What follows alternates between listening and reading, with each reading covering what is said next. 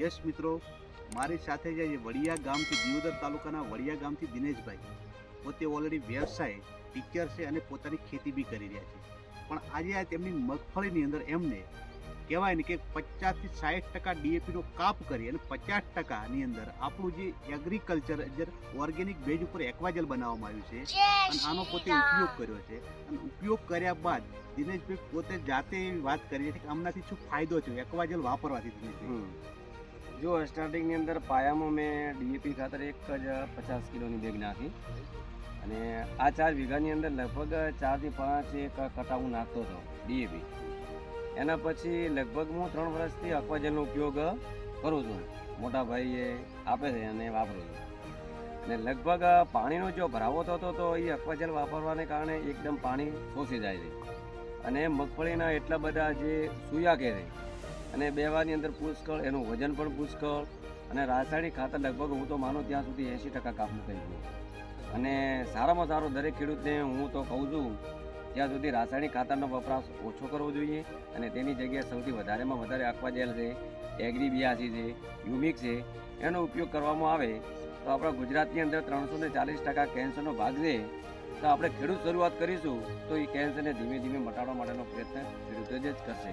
એ શક્ય બનશે ને કે બાકી રાસાયણિક ખાતર વધુ વપરાશ થશે તો પહેલો આપણો પરિવાર ભોગ બનશે અને પછી આખા ભારતના લોકો પણ ભોગ બનશે.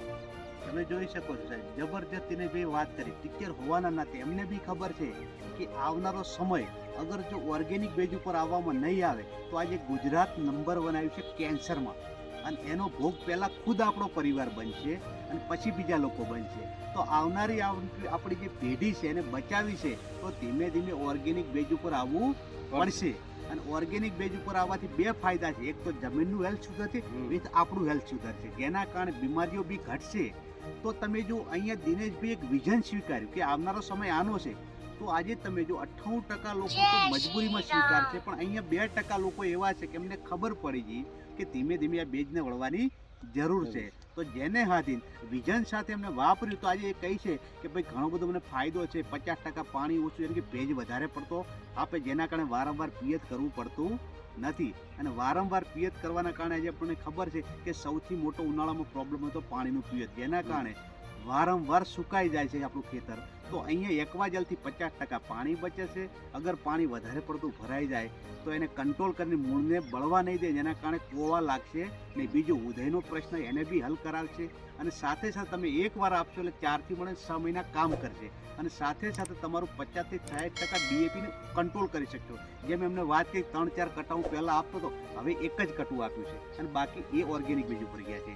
તો આ એનું રિઝલ્ટ છે મિત્રો. તો તમે બી ઓર્ગેનિક બેઝ ઉપર ખેતી કરવા માગતા હોય તો તમને જે વિડીયો વ્યક્તિ મોકલે એનો કોન્ટેક્ટ કરજો, વ્યક્તિ સાથે બેસજો, એ વ્યક્તિ તમને તમારા 1-2 વિધાન તંત્ર સાથે વર્ક કરાવશે. Thank you, wish you well.